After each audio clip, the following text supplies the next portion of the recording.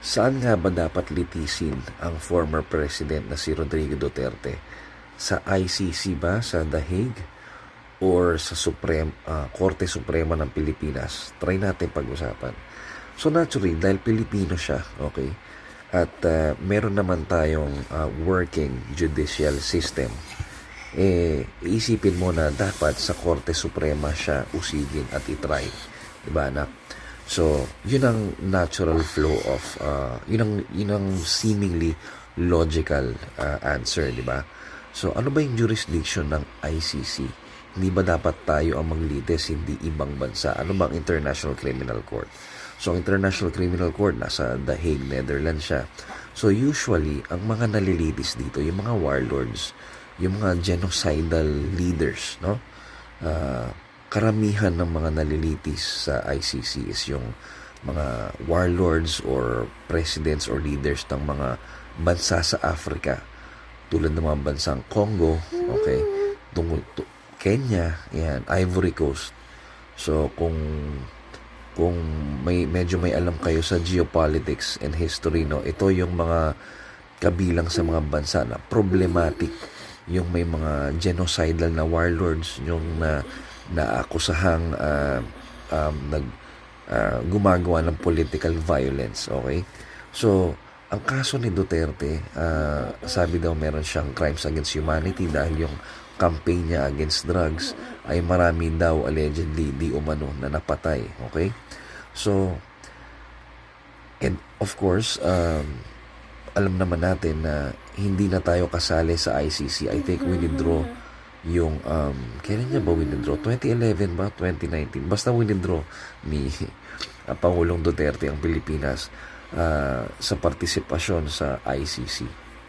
Pero according daw sa, if I'm not mistaken, Rome Statute Article 127, meron daw retroactive chauvinism o eklabu yung ICC. So kahit na daw hindi na tayo kasalukuyang miyembro ng ICC, International Criminal Court, pwede daw retroactively habulin ang mga kinasuhan noong mga panahon daw na member pa ng ICC ang Pilipinas.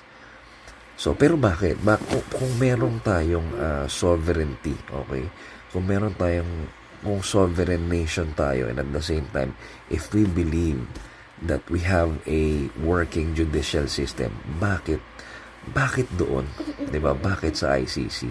Ibig sabihin ba noon na pag may akyat bahay, hindi ko na or kung halimbawa merong may utang sa akin, kailangan ba sa Netherlands pa ako pumunta para i-file yung kaso? Syempre hindi, 'di ba? So I think meron tong political maneuvering, 'di ba? Pero kasi parang as a Filipino, I'm not a DDS. I'm not a pro-BBM. No? Medyo level-headed lang ako. No? I'm not a victim of cult of personality. Okay?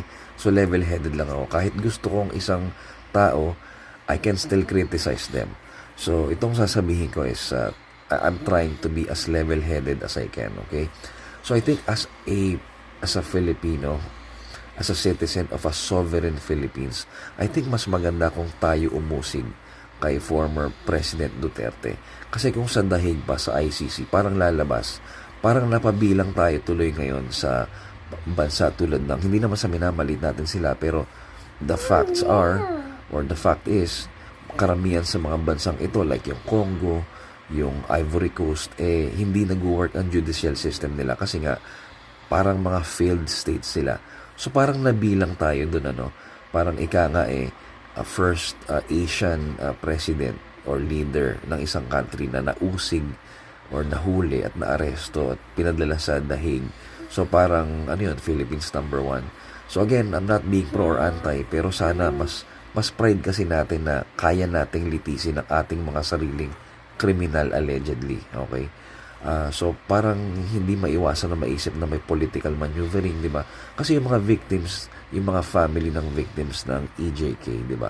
Hindi naman sa pero para ang labong alam nila yan na may ICC. So sino nag-udyok sa kanila, oy sa ICC kayo dumulog. Hindi rin naman natin masisisi sila kung bakit pumayag sila na sa ICC litisin. Kasi nga naman, syempre, nung nakaupo si President Duterte, di ba? Strongman siya, matapang, tapos nakakatakot.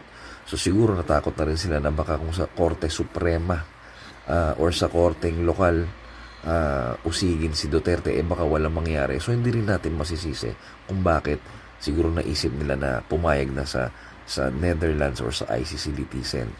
Pero sana again on the other side of that, mas okay sana kung tayo mismo maglitis sa ating mga kriminal. Kasi kung lahat na lang ng ganon is sa ICC natin iaasa, anong reputasyon meron tayo? Kasing level ba natin ang Congo?